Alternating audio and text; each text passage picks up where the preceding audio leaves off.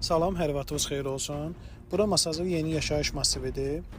Deməli, çağırış zamanı belə bir halla rastlaşmışıq. Yeri bərkidilmiş dəmir konstruksiyadan ibarət olan şlaqbam bizim yolumuza mane olub ki, gördüyünüz kimi də həkim briqadası piyada yol gedirlər ünvana. Bildiyimə görə bir 5 dəqiqə yol gediblər. Bu da xəstənin həyatı təhlükədə olduğunu sübut eləyir. Və başa düşürəm, bu şlaqban hansısa bir səbəblər ucbatından qoyulur. Amma çox yaxşı olardı ki, bu hansısa açılıb bağlanan bir alətlə əvəz olunsun. Gördüyünüz kimi də tam bərkidilib, svarkalanıb. Mənə elə gəlir ki, bu yol verilməzdi. Hər birimiz üçün bu ciddi bir mövzudur.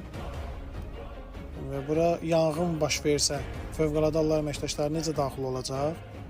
O da bir ikinci problemdir. Yəni, fikir verirsiniz, həkim briqadası xeyli yol gediblər və xəstəxanalıq olsaydı belə, xəstə necə gəlib maşına çatacaqdı? O da sual altındadır. Mənə elə gəlir ki, bununla bağlı bir ciddi tədbir görülməlidir. Və çox xahiş edirəm ki, yaşadığımız ərazilərdə budağı sınmış ağac, belə bir maneələr gördükdə müraciət edin müvafiq qurumlara.